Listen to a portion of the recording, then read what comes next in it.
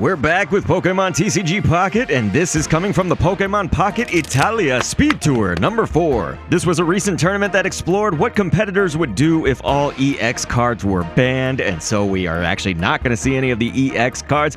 Those traditionally don't do as well on this channel. Well, I've only done one like that. It was a no EX tournament from France, but hey, here we go. We're going to start off with turn number 1, and it's going to be Wookie down here on the bottom half from our player's perspective, but turn 1 went to number _C32, so we'll just say number C32. But yep, they'll be going first, and so now deferring to turn 2 right here, it looks like Wookie will go ahead. We got 2 fighting decks, and of course fighting will encompass your ground Pokemon as well, typically ground and rock, but we're seeing Hitmonlee up against Marshadow. Hitmonlee essentially useless with that stretch kick when not able to hit something on the bench, and of course Marshadow a little bit more for the RKO out of nowhere, that revenge KO. So much so that even its attack is called Revenge. And if any of your Pokemon were knocked out by damage from an attack during your opponent's last turn, then that 40 becomes a hundo because you add 60 damage to that, and so it can be quite deadly again as the RKO out of nowhere. But right now we're getting somebody on the bench at least, and so it's going to be Mankey, of course, for number C32. And would you look at that, gonna go ahead and switch into this Mankey? I'm sure the answer is obvious. You gotta get some kind of damage in as soon as you can, right? They're gonna be able to use the Focus Fist right here. That is a potential for 50 damage, but it's also the potential that if you do the coin toss and get tails, then that attack is gonna do nothing. And I can tell you how many times I hit tails, but no, it's gonna be successful early on with this 50 damage from Mankey and number C32. Wonderful. So that is where the coin is coming out in your favor. And so we're gonna have to see how the rest of this goes. I mean, are they just gonna knock out Marshadow right away? But hey, we got the Druddigon right here and the Geodude now on the bench for Wookie. And so this is gonna be, it's gonna be good just because Druddigon, especially not having EX cards, well, Druddigon was always that sort of great stalling tank, has the rough skin ability, so it'll be dealing damage back every time that damage is dealt to it. And would you look at that play, just like this. Wookie gonna be getting a prize point right now for knocking out that Mankey because of the Giovanni card, so that did add that 10, and so able to get that damage and get the knockout with that 40 plus 10. So right now with Hitmonlee in the active spot, finally having some targets that it can take on, but keep in mind Hitmonlee's out after 2 of these revenge attacks, and ultimately both competitors actually just have 1 Giovanni in their deck, so there are no more Giovanni plays happening. But look at this, just as we're speaking, it's happening kind of fast, but another Mankey, and this one being that promo, of course, has the Reckless Charge. It will get that knockout right now, so there's the RKO out of nowhere against the Revenge Master, Marshadow. Now you're going up toe-to-toe against Druddigon, but yes, that Reckless Charge, very nice for setting up for Primeape, of course. That's kind of the ultimate goal, and that would be the Primeape from Genetic Apex. So interestingly enough, yeah, Reckless Charge, you're going to do 30 damage, but it does 10 damage to itself, so that Mankey right now at 40 HP because of it. But the Primeape has the attack, it's called Fight Back, and so that's 40 damage, but if the Pokemon has any damage on it, then the attack's gonna do the hundo, because you're gonna add that 60 yet again. So we're kind of sticking with this theme of 40 plus 60. But yeah, right now you're trying to charge up for Golem if you are Wookie at the moment, and so Wookie trying to get to that as fast as possible is nice. It's just Golem already takes so long, and so that's why Druddigon is usually there. I mean, 100 HP, you also got the rough skin like we said, so you're kind of dealing damage back as they're trying to attack you and stop your path to Golem. So obviously Golem, just massive damage. It's not an EX card, it kind of acts like one in some ways, but it's going to resist 30 damage coming in from attacks with that guard press. It does take 4 energy for 120 damage. It is crazy, 160 HP, but look at this. Why do I gotta be ranting and raving? Because now we have Primeape in here, absolutely bananas for number C32, and so of course with no EX cards, you're only going to be getting 1 prize point per KO, per knockout in this tourney. You know, we don't have EXs, so that is the limits. Nothing left to do but to Golem on out of here, right? Well, you still have that 2 energy needed, and so they'll be going ahead with this Brock, so that's why we're now just left with 1 energy needed, and it is a powerhouse like we said. But hey, this Primeape doing 100 damage, your time is it's running low, right? I just want to give the people a word to the wise before we go on to the next game. We are going to be switching perspectives, so you'll notice that actually Wookie will be on the top and number C32. We'll talk about it again a little bit later, but hey, that's going to be nice. The Pokeball is drawn right here with the professor's research. Been going to be giving them a Hitmonlee here for Wookie down on the bottom half.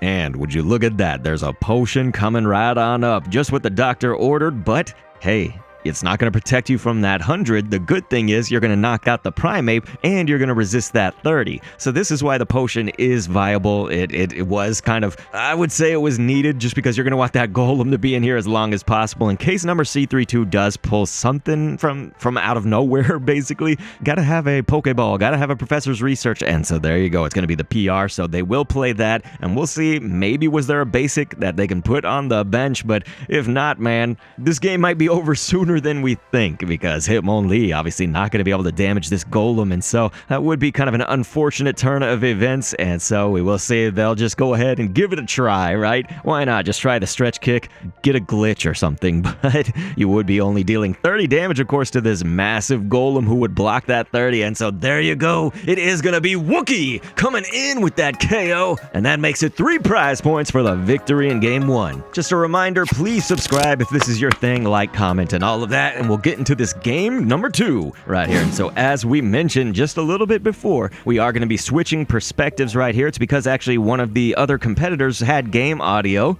and whatnot, so I think we can actually bring that to you while we commentate. Not very common here, because usually it's over a stream and somebody's talking and all sorts of other sounds, but hey, we got Marshadow up there for the top, and Hitmonlee. What does this look like? It's a little deja vu from last Game 1, and so right now, of course, the opponent perspective, that's Wookie again from the top, just trying to make sure this isn't jarring for you guys, of course, but both of them being fighting type decks, maybe it's just going to kind of sink in naturally, but ladies and gentlemen, there's going to be that Mankey drawn right now, of course. On that first turn, Marshadow couldn't get any energy, couldn't get any attacks off, of course, but does take 2 energy to get that revenge.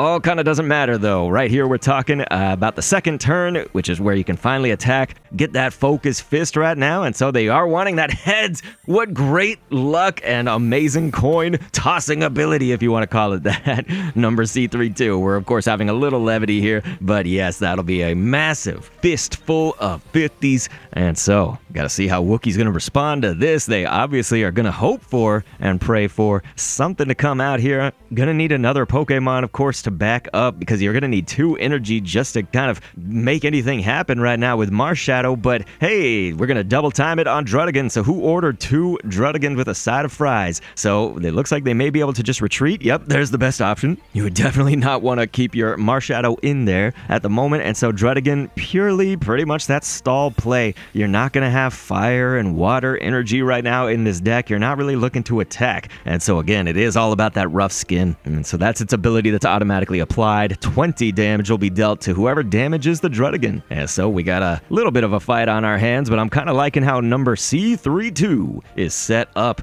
What do you guys think? C32 is C3PO. I don't know what it stands for here, but we have a little bit of time that we're waiting for them to make their decision. And hey, Primeape is up on the board, and so there it goes in the active spot, and it looks like it can do this fight back. You will not have that bonus damage, but remember, if you hit Druddigan, it's going to hit back, and then you can fight back for even more. So Druddigan will still get some licks in right now with this rough skin, but hey, it's that 20 and then another 20 on the next turn for the potential to knock out, get a prize point. They could, of course, send in their other Druddigan over there on Wookie's half, but ladies and gentlemen, still remains to be seen, will they kind of Marshadow it up? You could get the revenge. There's sort of a lot of options brewing right now, and would you look at that? Another Primeape, so that's why we got another Mankey, little promo Mankey here on the bench, and so there we go with Hitmonlee going to be taking it now, because they can get that KO. Wonderful play, so this will be a stretch kick on that Marshadow, and boom, knock that straight out of here. Number C32, you are a monster. That was the right play, man. It's tough, because sometimes when I'm commentating this, I won't see that until it's already happened, because I'm just like, okay, I'm trying to get through this point, then get through the next point, and I know, you guys, I talk way too much, and so maybe I need to slow it down, maybe just chill a little bit. But hey, Leaf is going to be played right here, get that Drud on out, and then hey, you can obviously go with this Hitmonlee back at it. So it's just going to be Hitmonlees trying to hit each other's benches right now, take out this Mankey. It's got the least amount of HP, and so the potential's there to get a prize point over there for Wookie's side as well. But remember, we're a little bit, so I was going to say we're a little bit ahead over here on number C32 side, down here on the bottom half, because obviously set up to fight back. So they will go ahead, do that, get that 100 damage. Oh, it's just brutal. So no matter what you send out right now, if you're a Wookie, that's going to do it. So number C32 came to play because this will be game number 2 in their favor, because look at that, nothing can take it on. So if you're a fan of nobody surrendering right now, they will not concede, and it looks like Wookie gonna just take the brunt of the damage and let the loss fall. So there it is, that rough skin gonna take effect still, but we didn't record the victory screen, but yeah, that will be number C32 and take us to a game 3 with these guys. So just 2 reminders. 1, please subscribe again if this is your thing, like, comment, and all that. But secondly, of course, just remember, in this game 3, we have Wookie up on the top and we have number C32 down on the bottom. And of course, it should all become quite evident as you see their names appear on screen. It does seem as though C32 gonna be going second, so obviously Wookie going first has that Druddigan out here in the active spot.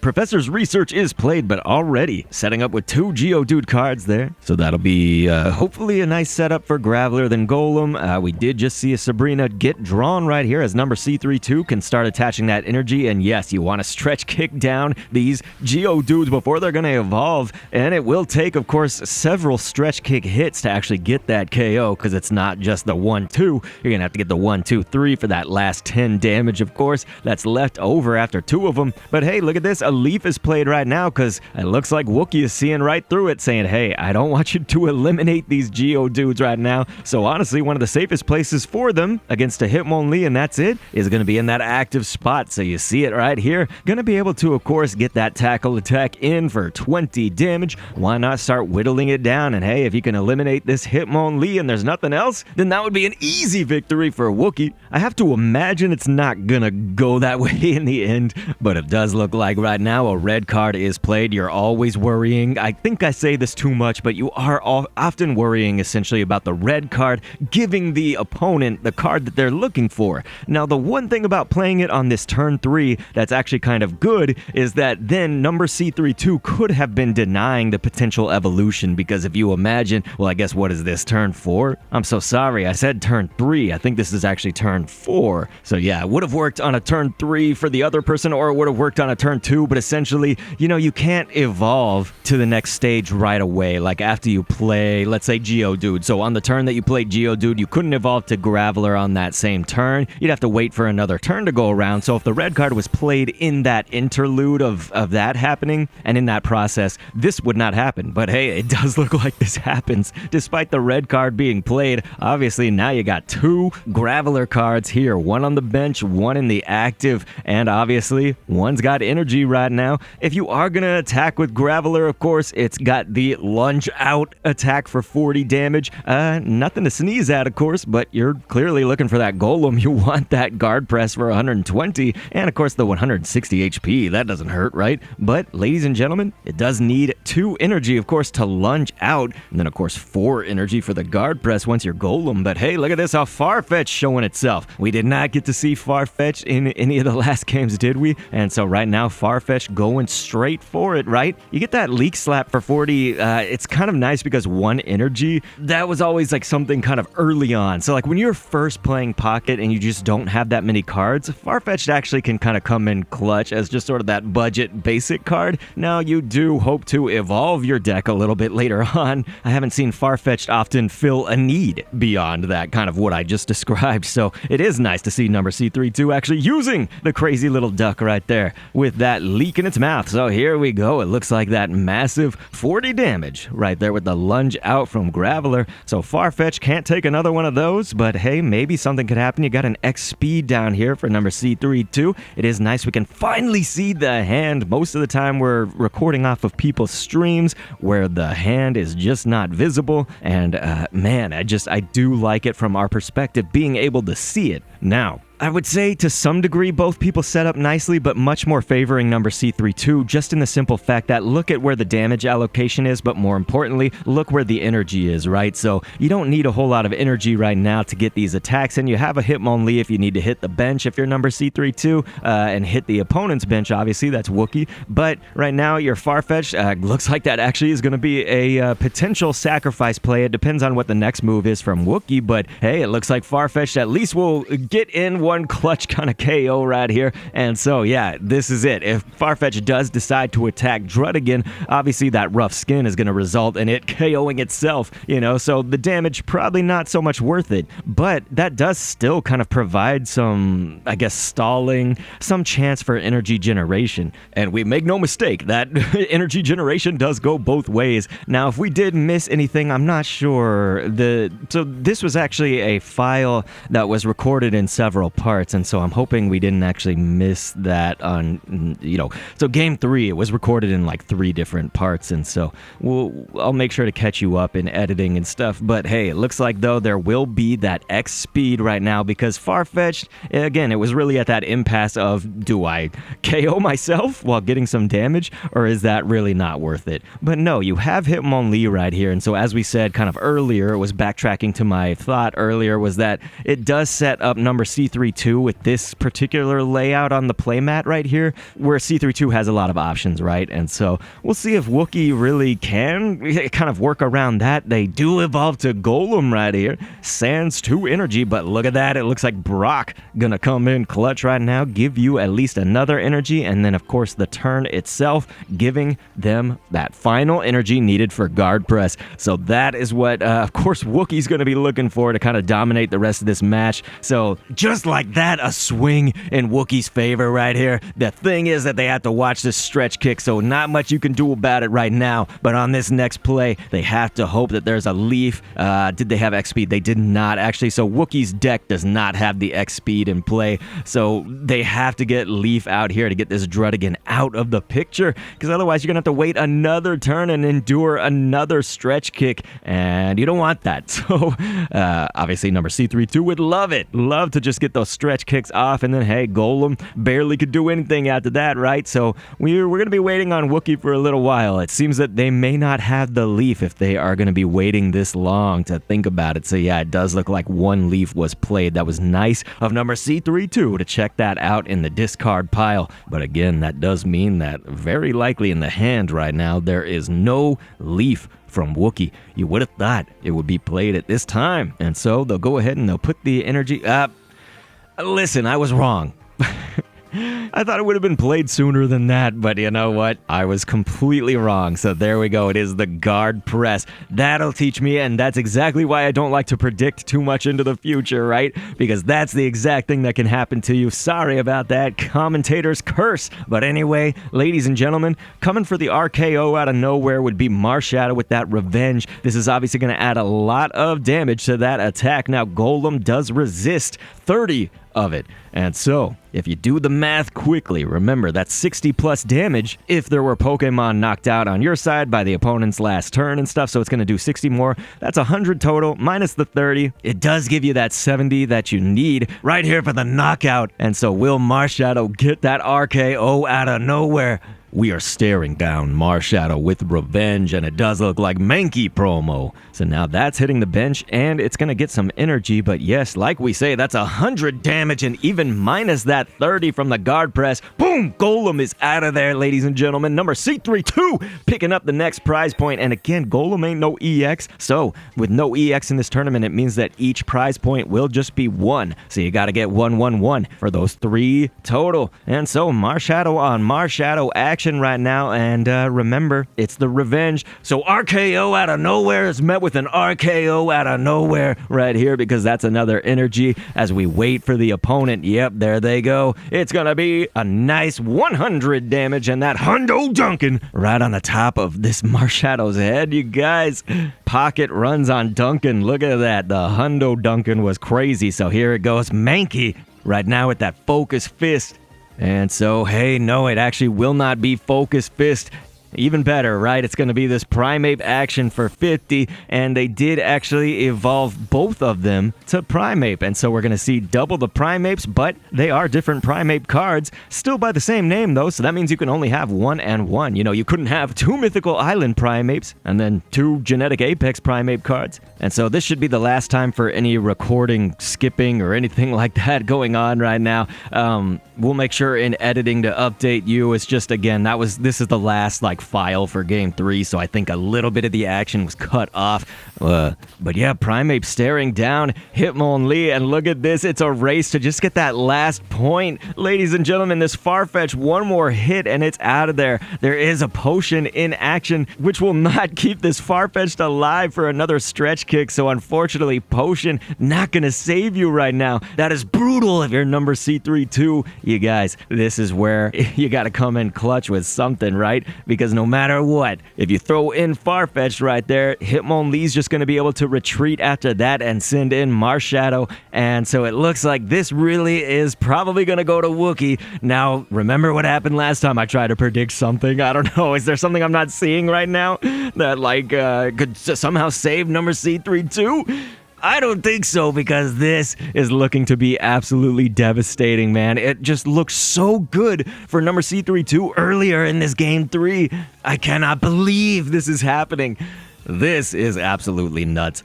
And so the time is going to be running out right now. They're going to have to do the only thing that they think they can, which is to get this Farfetch'd in the action and not even have time to damage. No, they gave it a try. You saw Farfetch'd. They were trying to get that attack, that leak slap off on this Hitmonlee. Not that that's really going to help you, is it? Because look at this with the RKO out of nowhere. No, it doesn't even matter. Giovanni is thrown in just for a little insult to injury because, yes, then a potion. Wookie, you are crazy, because this Marshadow right now is going to be doing not just the 40, but that 50 with the Giovanni in play, and that means that Wookie gets the knockout and the last point to win this Game 3, and overall be your winner of this Pocket Italia Speed Tour tournament. You guys, please check out the standings right here. This was the journey that everyone was on. This was the diversity of decks. And after you take a good look at that, well, why not click an end screen on screen and see another tournament commentary? I'll catch you over there, and thanks for viewing.